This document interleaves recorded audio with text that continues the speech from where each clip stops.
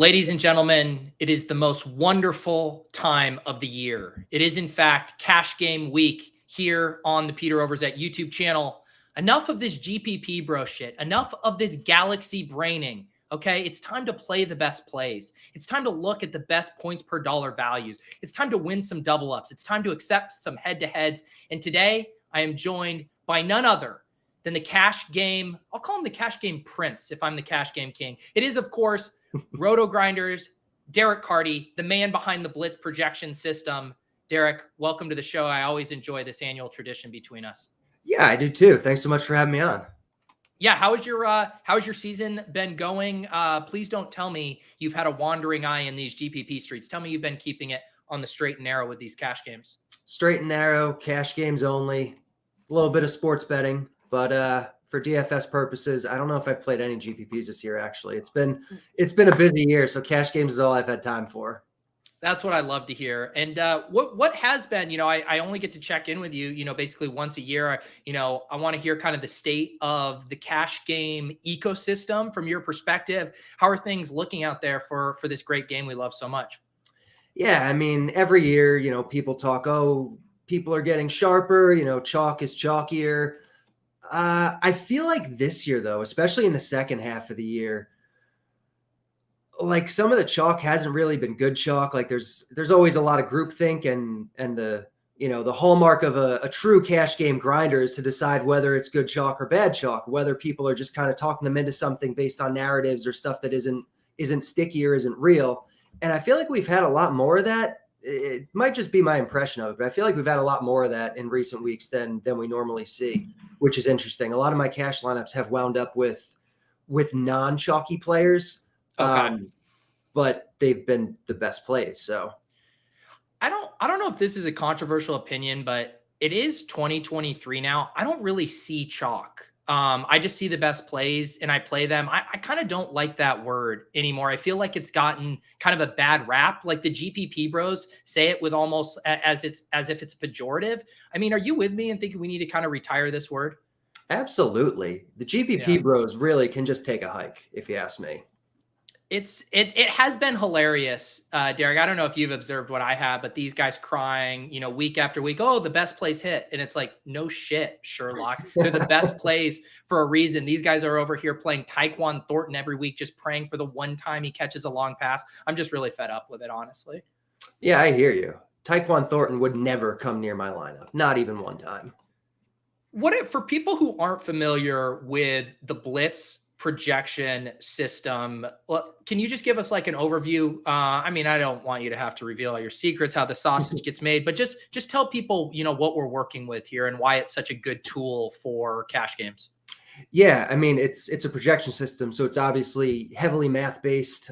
Bring in a lot of the methods that I learned in the baseball space. Working with guys who make decisions now for major league teams. Accounting for sample size and variance and using multiple years, which a lot of football people just don't do. It's like this year's the only thing that matters, but that's not true.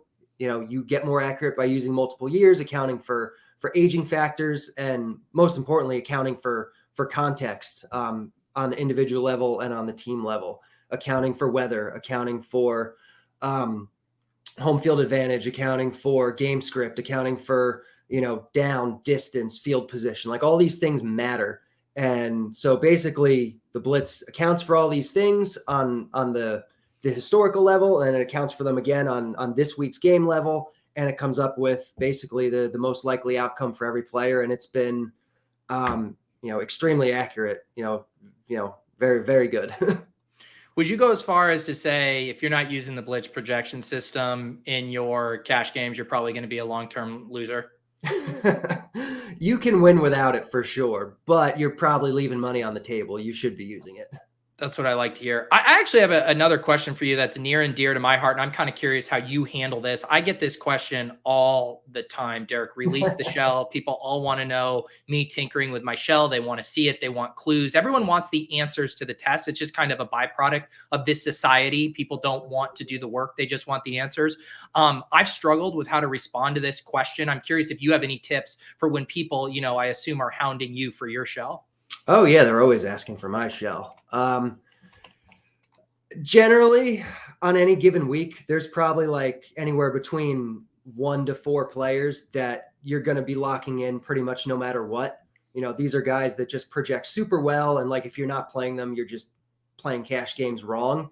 And then there's wiggle room around that. So, this week there's, a couple of guys that I think probably fit this mold, but, my shell will change throughout the week, especially on a week like this. I feel like there's a lot of potential injury news up in the air. There's a couple of, is this team going to play their guys? Is this team not going to play their guys kind of thing, being that it's week 18. So it really just kind of, week to week depends. I have another, question for you. Sometimes I've heard from these people who say, there's no thought to cash games. You just run the optimizer and you put the best lineup in. And this is an offensive comment to me. I don't think people realize how much goes into this. I think Sammy Reed on the Gilcast puts it best when he says it is more of an art than a science. But I'm wondering if you could just kind of dispel those kind of nefarious rumors about cash games and why so much blood, sweat, and tears do go into these lineups we handcraft. Yeah. So I love Sammy, but I am a little bit more myself. I think it's a little more of a science than an art. There is a bit of an art to it. I will run optimal lineups to see what the projections think some of the best guys are. If I see one guy, if I see one no, guy, you're good. Keep talking. My mouse battery just died here, so I'm just getting it. Keep talking. Gotcha. Yeah, no, if I see one guy popping up in the first 20 lineups, well, he's probably a guy that I'm going to want to play, but I'm not necessarily just taking the top optimal lineup and playing it. If it's projected, 300ths of a point above the second lineup, there's no practical difference. I've done articles about this in the past and kind of shown that, like, if you're running the top 50 or 100 or 200 optimal lineups in the long run, they're all going to be a very similar level of profitability. What you don't want to do is play guys that don't project well. As long as you're playing someone that projects reasonably well, you're probably building a pretty good cash game lineup. You just don't want to go too far out there, essentially. But any week, there's any number of viable lineups. Yeah, and so how for your personal cash game process, are you normally taking one of those top 3 to 4 optimal lineups and just kind of giving it a little IKB? This one might be second, third down there, but you just break some ties knowing that the points, projected points are so similar. I'm curious kind of how are you splitting hairs with those top lineups? That's essentially what I'm doing. I'm looking at the top, 10 or 20 lineups. I'm finding one that I think looks good based on, I know better whether I do or not. I don't know, but I feel like I do sometimes. Sometimes it's just as simple as, these project really similarly, and I know the field is going to heavily own this guy. And so maybe I'll just play him just because they project almost the same. And then I kind of, I hate the word block, but then you block a little bit or whatever. I did want to ask you a question because I am a subscriber to the Blitz. I'll, import it into Lineup HQ to run some optimals. And I like, I hear these GPP bros who like to run ceiling optimals. I try to run floor optimals. And I'm curious why you don't have that as kind of like an out of the box setting to be able to naturally run floor optimals. You can. There's a little drop down box that lets you pick between the mean projection, the ceiling, and the floor. You just click that button, and then you can run it with floor projections. Generally, I use the mean, but I mean, floor is a little safe for my taste.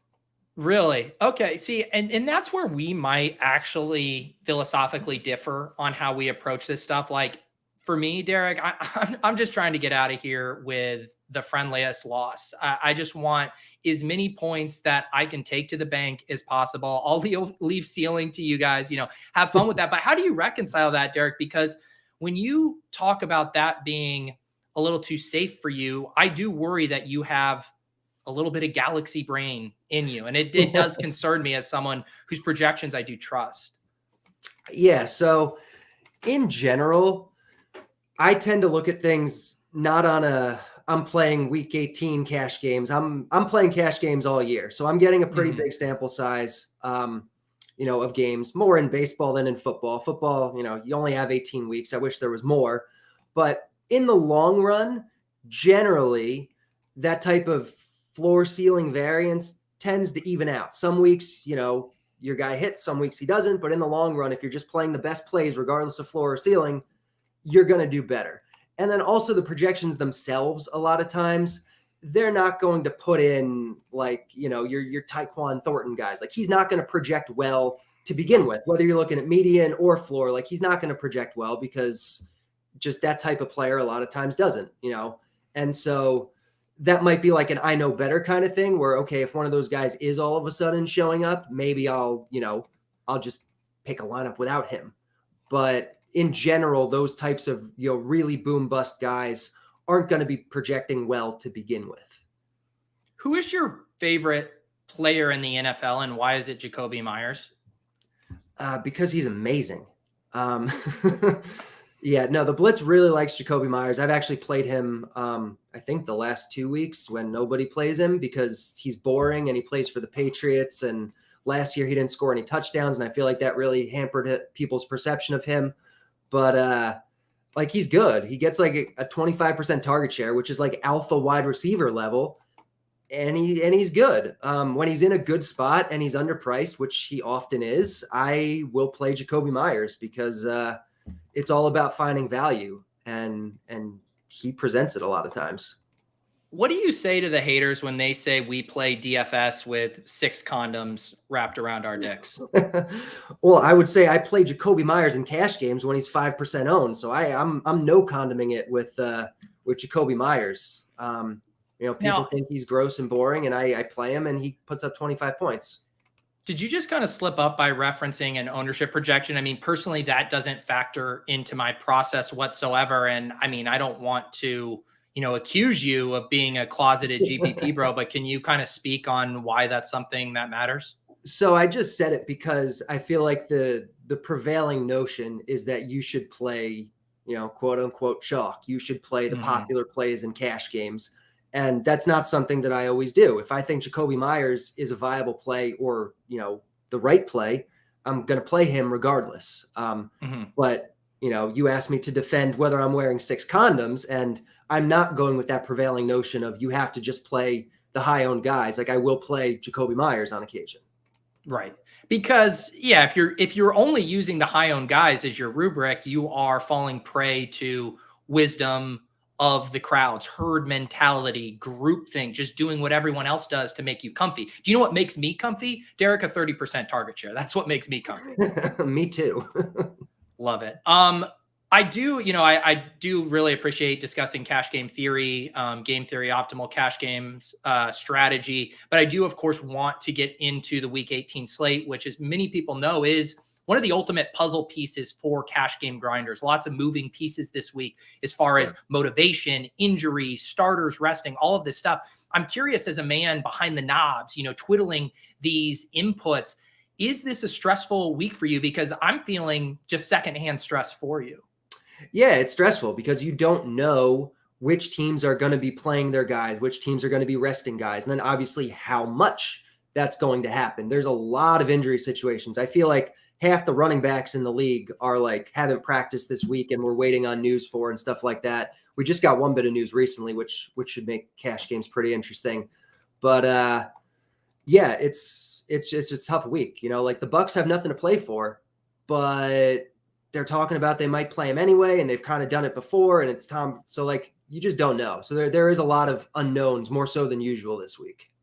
Do you have, are you making manual adjustments based on motivations? Like when you hear, someone like Brian Daboll immediately after the game last week saying, hey, we're not going to rest our starters. Then a couple of days ago, he says he is. How are you factoring that in from an in-point standpoint? Yeah, so you do the best you can. But, as far as the Giants go, it basically sounds like they're going to be resting their starters. Guys like Daniel Jones, Saquon Barkley, they're going to play very little or not at all. So right now I think I'm projecting, those type of guys for 1 quarter, and I might adjust that more, throughout the weekend. But for now, that's kind of the way I approach it. I hate to make an example out of someone in the chat, but I do just kind of want to set the tone. This person, Uwe, says bit is tired, but I'm still here.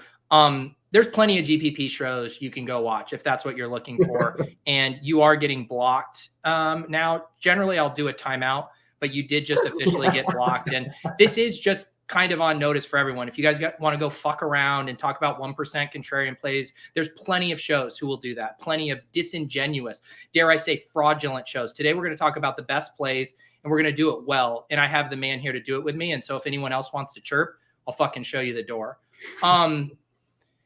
Derek, you mentioned, I mean, I definitely want to go position by position, but I do think we should bring up the elephant in the room right now. You said the slate did just get interesting. I might even go as far as to say it got flipped on its head with Brian Robinson being ruled out. Have you had a chance here, and I'll upload this, have you had a chance to update the projection system with this bombshell news? Yeah, I just did a rough one because I was getting ready for the show. So it will be fine-tuned and updated, throughout the weekend. But with Brian Robinson out, Jonathan Williams is projecting very well right now for a $4,300 price tag. I actually just did a screen share without getting your permission. I know it's proprietary data. We'll have to pay for it. Am I permission to screen share? Yeah, you can screen share. Okay, thank you. So we did get here, and this is right now, you can see I do have things sorted by floor, which is my preferred way to kind of utilize the blitz technology. But if I sort by points per dollar, I noticed that Jonathan Williams, and I had checked earlier, Kenneth Walker was the king of the point per dollar running back mountaintop this week. Jonathan Williams at 4,300. I mean, that price tag is pretty tantalizing. Yeah, it is. He's when it comes to running back, like all that really matters is opportunity.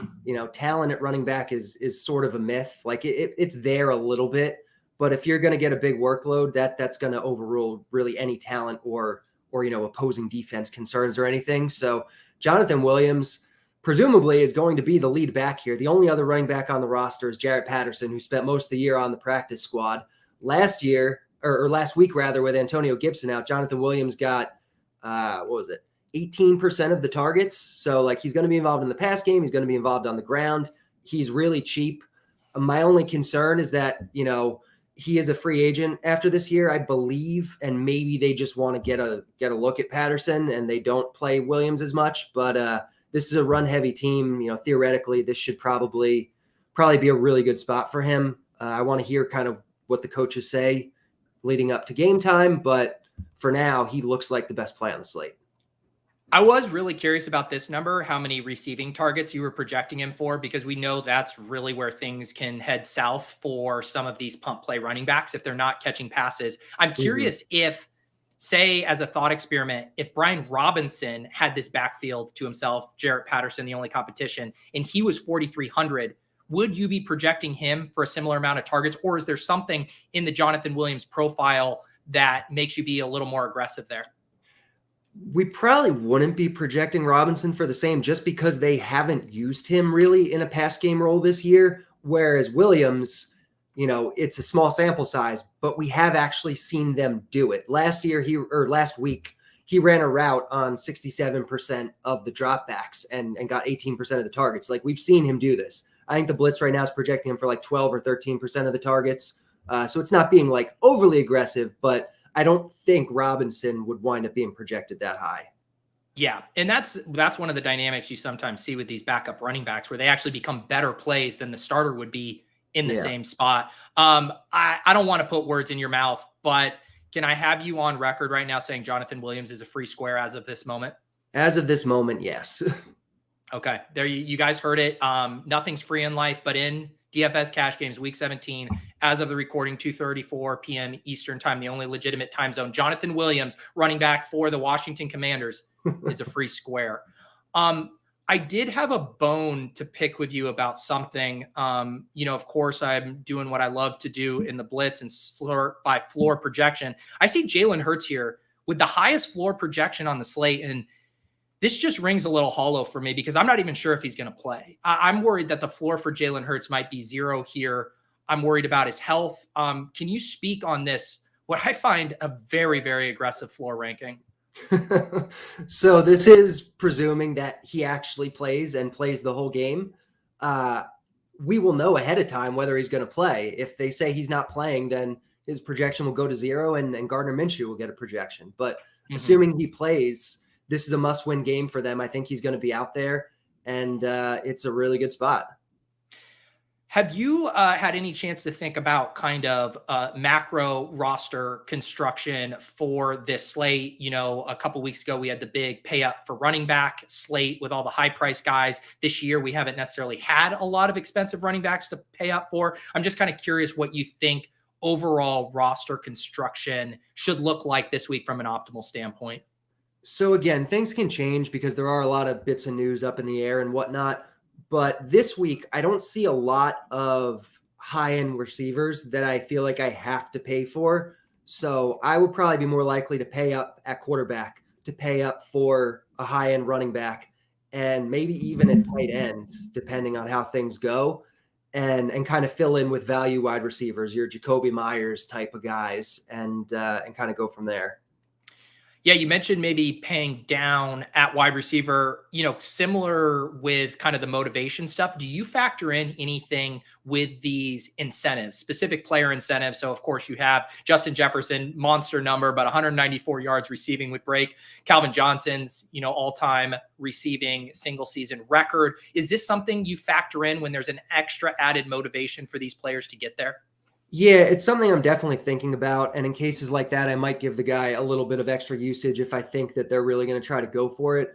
But you also have to consider the individual motivation stuff is not the only thing in play. Like the Vikings kind of have something to play for. Like they've been saying, you know, maybe it doesn't matter, but they've been saying they want to move up to the 2 seed and they're going to play to win this game. So if they're going to play to win this game, like, yeah, they're going to want to get the ball to Jefferson. But are they going to force feed him to the point where he can get up to 200 yards at the cost of potentially, you know, losing the game? So, and that's a big number to get to begin with. So I don't know. Like if he gets there, he'll smash, but I don't think that's the most likely scenario. And so I'm not necessarily going to be forcing in Jefferson, especially in an outdoor game. You know, a guy like him, a lot of his numbers do get, I mean, he's great, but you always want to play him at home in the dome rather than outdoors. He's always going to project a little bit worse away from home because that's just how domes and wind work. I was going to ask you about that, and I can only see your upper torso right now, but I was curious, do you have any dome boners for week 18? Yeah, I'm fully erect at the moment. Okay, and for any specific domes, or are you kind of indiscriminate that if there's a dome, you have a boner for it? Pretty indiscriminate, yeah. Okay. Then if Justin Jefferson isn't who we're paying up for, is Christian McCaffrey kind of the top pay up prize this week? Is there anyone even in the conversation with him? I think it's got to be McCaffrey. I do have concerns with him because it's seeming like Deebo Samuel is going to be back. It's seeming like Eli Mitchell is going to be back. And with everybody healthy on the team, he wasn't getting a huge volume workload when everyone was healthy, when Mitchell was in the backfield too. So I have some concerns, but this is a game that they need to try to win. And McCaffrey's obviously going to be their best way to do that. And again, I don't think there's a whole lot that really sticks out as like you have to spend up for this week. So McCaffrey's kind of just like the guy I think that makes the most sense, even though I wouldn't call him like a must play or anything. Yeah, I think that makes sense too, where it's like there's not necessarily an opportunity cost. It's like you're going to have to spend our money somewhere. And God knows I ain't leaving any money on the table when I'm building out my cash game lineup. And so CMC might just be the guy who we feel most comfortable up there, and we got to spend that money. Yeah, exactly. And someone in chat said it, but he's another one of these guys. He hasn't been practicing. He might not even play, which would really flip the slate on its head. So, we just got to follow the news all weekend. If CMC doesn't play, do you think there's a scenario where we could potentially leave $400 or $500 of salary on the table? I haven't looked at it yet. I mean, it's possible, sure. I don't usually like leaving that much on the table. Maybe you start considering spending up for Jefferson at that point, but we'll kind of have to see how things shake out. I've sometimes heard people say, guys that love cars and stuff, they'll say, I have a need for speed. And this week, Derek, I might have a need for Shaheed. I have a need for Shaheed. Yeah. Can you speak on that a bit? Because I feel like I need him this week. I feel like he might be the guy you need. Yeah, he's just been getting ridiculous volume. Like he's, basically their wide receiver one with Chris Olave. He's been out there for more routes lately, for more snaps. He's gotten more targets. Over the last 3 weeks, he's gotten 27% of the targets, and he's only 4,200. He's 4,200. He's in a dome. It just he makes a lot of sense. The blitz is only projecting, I think, 19 or 20% of the targets. So it's not even giving him that 27% that he's been getting, because it doesn't think he could possibly keep doing that. But even at 19 or 20 and $4,200, he's a really good play this week. Do you find the term punt play to be vaguely discriminatory? Vaguely. Yeah. I sometimes look at these guys like Shaheed, or I heard it a lot last week with Greg Dortch. A lot of people calling him a punt play. And I don't know if I'm just a snowflake, but it's vaguely offensive to me. Yeah, I take offense. As a cash game guy, I take this very seriously, and I don't take this stuff lightly. What do you think about Dortch this week? Because, it's been, I don't know, a roller coaster for him this year. Some of the times he stepped in for Rondale Moore, he's really, really impressed, to the point where I didn't even think he was necessarily that much different skill-wise from Rondale Moore. But then, of course, he disappointed last week. James Conner, we just got news, is out as well. Are you worried about systemic risk with the Cardinals offense and how that could potentially impact Greg Dortch, who does project fairly well this week? Yeah, I'm not overly worried. Like, yeah, he was one of the best plays last week, and he did fail, but he also got 26% of the targets. So he kind of just failed on almost due to variance. If he's going to be getting a bunch of targets and he's going to be like their number one wide receiver or co-number one with Marquise Brown, like, I'm going to be on him again. It's a really good spot. They're facing San Francisco. They're 14-point underdogs, so they are going to have to throw, even though it's a bad quarterback. They are going to have to throw. It projects as the second fastest paced game of the slate, so there should be a lot of volume to go around, and his price hasn't gone up that much. So I'm definitely going to be back on Dortch this week, at least as a consideration. Yeah, he has to be in your pool, and if Greg Dortch isn't in your cash game pool, I would seriously consider reevaluating your process. I do, just a real quick question before we do build a lineup for large field double ups. How much time do you think someone, because I know we have a lot of new people who are new to cash games potentially watching this week. How much time do you think someone needs to invest into being a good cash game player, like on a week to week basis? The answer is less than GPPs. For cash games, we are playing the best plays. And if you have access to a really good projection system, say the Blitz, maybe, it does do a lot of the heavy lifting for you. So you can build a good cash game lineup in 5 to 10 minutes. You can take more time than that as well. But, if you're just roughly following the projections, you're going to wind up pretty close to something good. It is kind of ironic that the GPP bros spend more time than us to lose more money, and we get to spend less time to win more money. It doesn't have to be hard, does it, Derek? No, it really doesn't have to be hard. I'm curious here. Are you updating stuff in real time? Is it worth running an optimal right now, or is this situation just too touch and go minute by minute right now with all this, late Friday news pouring in? I've been running them just to look at stuff, but if James Conner really did just get ruled out, Corey Clement, I haven't looked at him yet, but he's probably cheap and potentially the lead back here. So he might wind up being, a quote unquote free square. So things are definitely going to be in flux over the next couple of days. I just want a few seconds to be able to tilt here. I feel very deprived of a situation that I would have loved, which was to be able to play Eno Benjamin in cash games in week 18 as the backup to James Conner. And the Cardinals and their front office, they took that away from me. And I know I can't do anything about it now, but I just wanted to put it on the record that it upsets me. Yeah, I wish we had that too. And it's weird with Eno Benjamin because he went to Houston and they didn't play him. And now New Orleans isn't playing him. And it's like, well, this guy was starting for the Cardinals 7 weeks ago. Like, what is going on with him? But yeah. This would have been nice.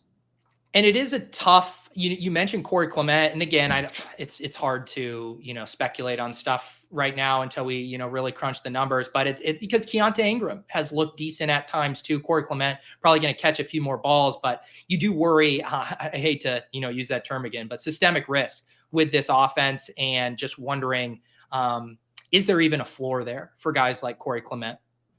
For most running backs, there isn't a floor.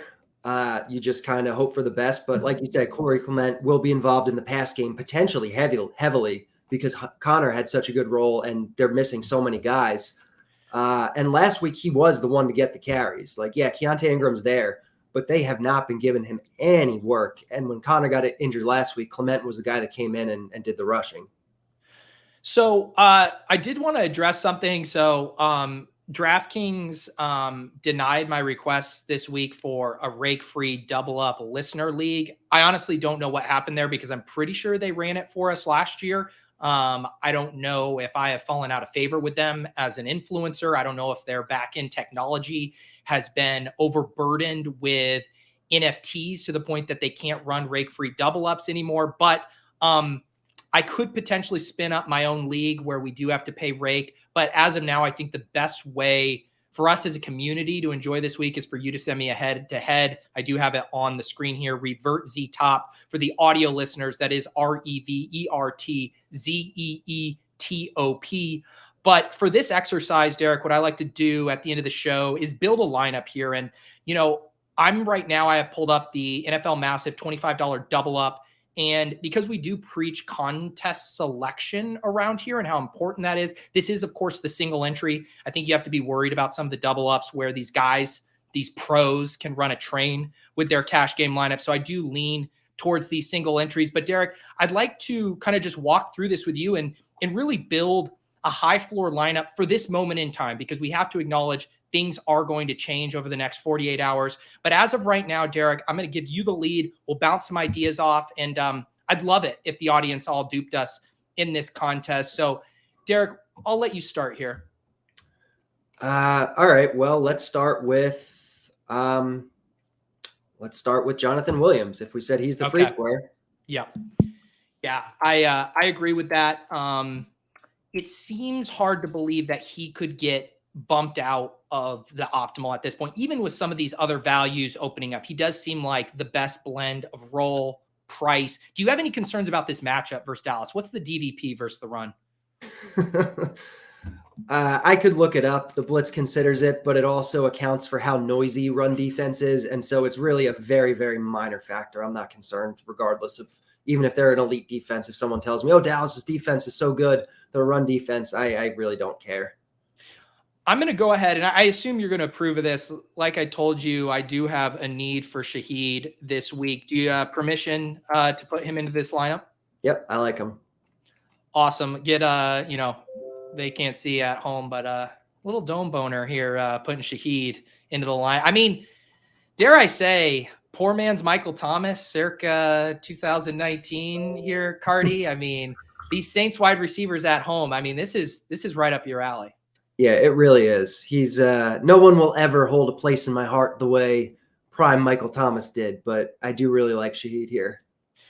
You want to answer this question? I got this on Twitter and already answered this. Someone said, what's the limit on this head-to-head? And I will tell you what I told the person on Twitter. Fuck around and find out. All right, we're back to you now, Derek. We do have Jonathan Williams, Rashid Shaheed. This leaves us with almost 6K average remaining per player. Who else would you like to jam into this lineup? Well, for now, let's work under the assumption that Christian McCaffrey is playing, and let's play McCaffrey. I love it. We just play the best plays around here. McCaffrey, 9,300 at home versus Arizona. Just an incredible floor redacted combination here. Love to see it. I am going to take what I consider the free square. We talked about him earlier. It's Derek Carr's favorite player in the NFL. Permission, sir, to put Jacoby Myers into this lineup. Yeah, I'm good with Jacoby Myers. Beautiful. Love seeing Jacoby Myers here. I mean, I hate going against the, Buffalo Bills in this spot. You know that they are going to be up for this game in a big way. And yet Jacoby Myers, man, this feels like an eruption floor spot for him. Yeah, I like it a lot. All right, 54-20 remaining, up to you. Well, we're not going to have the money to get up to Jefferson. We already have 2 wide receivers locked in. So let's pay up for Hurts. I think that's the move. All right, we're going to get Jalen Hurts in here. And I do have to ask, a lot of people will be duping this lineup because the audience is generally just sheep that kind of just follow what we do. Will you be issuing a global swap alert if Jalen Hurts doesn't play? This is something I've seen other shows do where they give people the plays, and then if that play doesn't play, they are legally required to say, hey, we're now not using Jalen Hurts. We're using this quarterback instead. I'll tell you ahead of time. If Jalen Hurts doesn't play, I will not be using Jalen Hurts. Not going to tell you who I'm going to play, though. Buy the blitz and find out. I do appreciate that because there does need to be more transparency in the cash game streets. And a lot of these guys will say, wink, wink, I'll still play Jalen Hurts even if he doesn't play. And it takes a lot of courage to say that you won't be playing him if he doesn't play. And I do appreciate you doing that. I want to go ahead, and it's not the most sexy thing, but I want to put a defense in here. And frankly, Derek, looking at some of these spreads, the markets right now have the Jets as 3-point underdogs right now. And not to get a little IKB, but you're telling me that one of the best defenses in football, one of the best secondaries in football, going against Skylar Thompson are 3-point underdogs? It really offends me, and I would love to play the Jets defense here. How are we feeling? I like the Jets defense this week. They're too cheap, and cheap defenses are always good. Let you spend up for other things, and they project well. Yeah, I love to see that we're on the same page. It's almost like we are looking at the same projection system as we build this out. We do have 5,400 remaining for 3 spots, forgive me here. Wide receiver, tight end, and flex. What direction would you like to go next?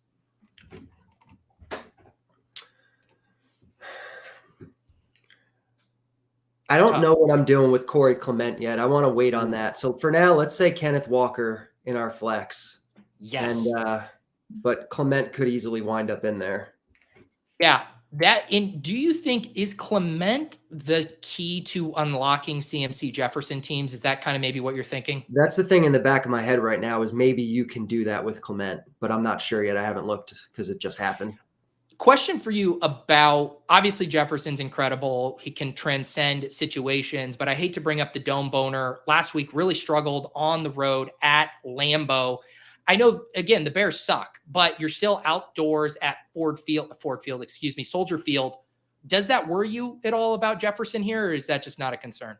No, that definitely worries me. I much prefer playing Jefferson when he's at home in the dome. He projects fine this week, but he doesn't project as well as he does. A lot of times when he's at home in the dome, it's a good spot. He'll project for 25, 27 points. He projects for 21 this week. So he's good. He's the top wide receiver on the slate, but you're not getting any sort of discount for him being outdoors when the projection is accounting for it.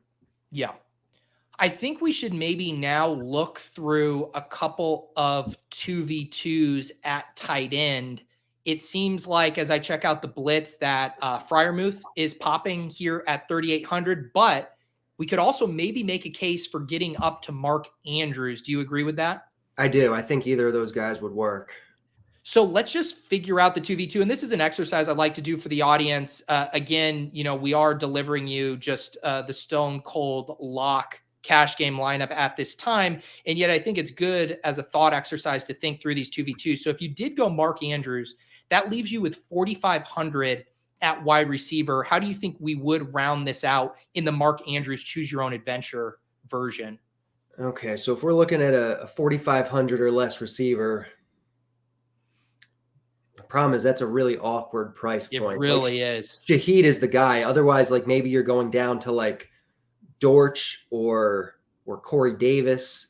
If you had, and this is where it goes back to my question about, potentially having to leave a little salary on the table this week. I know it's gross to say, but I'm just tossing it out there. Yeah, I think it's viable. I think ultimately when I'm building my own lineup, I will find a way to juggle the salary a little bit somehow, but I do think that is viable to do. It seems like our cleaner path might be playing Pat Fryermuth. That leaves us with 6,100, which is a much nicer range up here. How do you feel about that? Yeah, 6,100 is better. Maybe we could play a guy like Garrett Wilson, or I mean, that is probably a little better. Garrett Wilson here, of course, I actually am curious in your inputs. Does Garrett Wilson's projection change from Mike White to Joe Flacco at all for you? Yeah, absolutely. The blitz accounts for obviously the talent of the quarterback and for the tendencies that teams tend to show using different quarterbacks. So they generally are pretty pass heavy, regardless of whether it's Flacco or Mike White, but they are very run heavy with Zach Wilson. So, it's not a big change from White to Flacco, but it is accounted for. And, like I say with everyone, things change between now and lock, not financial advice. But this looks like a pretty nice cash game team to me as of right now with everything we know. Yeah, I think this is definitely viable. But, if we get other news, maybe you swap in Clement for Kenneth Walker and somehow you get up to, instead of Garrett Wilson, you get up to Justin Jefferson, and then you play a cheaper tight end, or, there's always going to be things that can change the slate. Yeah. There definitely have to be. Jefferson is going to be tough. You probably would then need maybe go down also from like probably Myers need to Dortch. Yeah.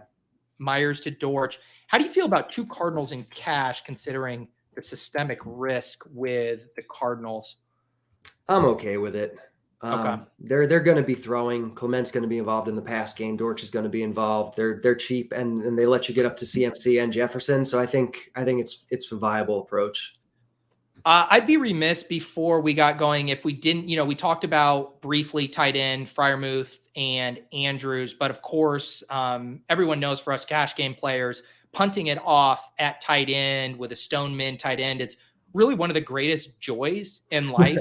I would say after the birth of my daughter, getting to play, a 2,500 Jack Stoll or something, it really is one of those memories in life that you'll just never forget. Is there anyone that checks those boxes for you this week as just a true stone punt? I think this guy fucking sucks worse than, a little baby out there playing football. Does anyone fit that criteria for you? As of right now, no, but I do think I saw Noah Fant hasn't been practicing. So like if he's out, Colby Parkinson at 2,600 could wind up being interesting. We have Jelani Woods at 2,900 and Hunter Henry at 3,300. If Jonnu Smith is out again, would be a solid play. It's a real shame that Austin Hooper isn't on the main slate. I mean, to me, that 2,700 just on this old total dust ball with Josh Dobbs throwing, like nothing would get me more rock hard than getting to play Austin Hooper in that spot. Yeah, I would be about that. Yeah, so definitely a little bit disappointing here at tight end as far as finding like a dust ball to unlock everything that we want in our lineups. And forgive me for saying dust ball. That's I slipped up there. I talked about how punt play was kind of a bee in my bonnet there. And I'm sorry, Derek. I think we're all emotional humans at our core, and that one kind of just slipped. We are. And I mean, this is important. We're building a cash game shell here. So of course tensions are running high. We're emotional. Like I forgive you.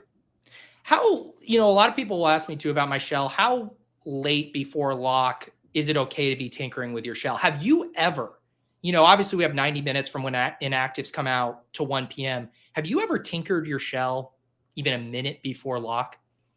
Yeah, I did it last week, actually. Really? Yeah. Speak on that. Yeah. So normally you have all the news you need. You shouldn't be tinkering that late. I might have galaxy brained it. And I kind of wound up doing well because of it. But when warmups were happening, Miles Sanders came out in this knee brace, and they'd been saying that like he wasn't going to need it for the game. And then he's in the knee brace, and everybody's freaking out. Like, oh, are we going to see more Kenneth Gainwell? Is Miles Sanders going to play? Is he going to get his normal workload? And I was pretty locked on to Sanders. And then, so I swapped off of him. I'm like, I don't need to worry about that. I can play someone else who's close enough. And so that's what I did. And it wound up working out, but Sanders wound up getting the bulk of the work anyway, but didn't get there because the game script just was so out of whack for them. So wound up working out, but I thought it was at the time a pretty sound process decision, but it was a kind of a snap thing. Yeah, it just goes to show you got to be prepared for anything. Obviously, we would like to have our shell locked and loaded. Lock in that shell, throw that key away. Although speaking of throwing the key away, one of my cash game mentors, Davis Maddock, he's a big proponent of looking at swapping off of his original cash game team about 4 minutes into the slate. I was just curious what you thought about that. How early is too early to look at swapping off of your original shell? Yeah, I love Davis, but I think he tends to panic a little too soon. 4 minutes into the slate is too early for me. As we're getting closer to the lock of the second games, maybe I'll think about swapping, especially in, if you're playing high dollar ones, swapping, looking at the individual matchups and seeing where it makes sense to swap. I don't use it that much, but I do think it's viable in the right situations. Yeah. I mean, I think there's good people on both sides. Like if there is a big touchdown and you don't have that guy, it's probably smart. It's probably smart to just look at some swaps. Derek, if I'm getting lots of head-to-heads this week, it's great. But I would like you to kind of reap some of the benefits of cash game week here. Let people know where they can send you head-to-heads. Yeah. My username's easy. It's just my name. It's Derek Carty. Derek Carty. There you go. Send your 109s to Derek Carty. Is there a limit that you will play, or do you want to tell people to fuck around and find out? You can send me up to 109s, let's say. All right. Guys, I appreciate you hanging out. I actually have to go to a dentist appointment. So that's real, and that's something I have to do. There might be a special show tomorrow. I'm not going to make any promises, still working on the logistics. Otherwise, I'll be back with a cash game strategy show Sunday morning, and we are going to be going head to head with the Guildcast. The Tilt Space will be putting together a high stakes cash game lineup to battle against the Guildcast. I mean, one of the tricky things about that matchup, Derek, is trying to anticipate the late swaps. Davis will be shepherding them through 10 minutes into the slate. So it's going to be a lot of leveling going on in that head-to-head. Oh, yeah, that's a real mind game, You got to think like 3 moves ahead and what the other guy's doing, and it's going to be tough, but I'm looking forward to seeing it. Derek, are you going to be going to the Roto Grinders Super Bowl party this year? Yeah. Are you going? I'm not. I'm going to be in Arizona with Underdog for the Super Bowl. They think they're having me out for the Super Bowl, but actually it's a mission to kind of convince Jeremy and Rudman and the higher ups there to make BBM4 a massive 1 million entry double up next year is actually my goal. Don't you think like this one guy wins $2 million, everyone else gets peanuts, jack shit. Don't you think a more fair and equitable tournament would be 1 million entries, $25, 500,000 people, Derek, make $25, walk home with $50 each. Does that not sound like a more optimal structure? That definitely sounds like the kind of game I would want to play. Yeah. So that's why I'm going to be out there. I appreciate all of you guys. I appreciate Derek Carty. Check out the Blitz projection system. Just make sure if you purchase it that you tuck that boner into your sweatpants, because when you see those dome projections, you are going to be going 6 to midnight. In the same way, I need Shaheed this week. I appreciate you. I love you. Send me a head-to-head. Fuck around and find out. Peace.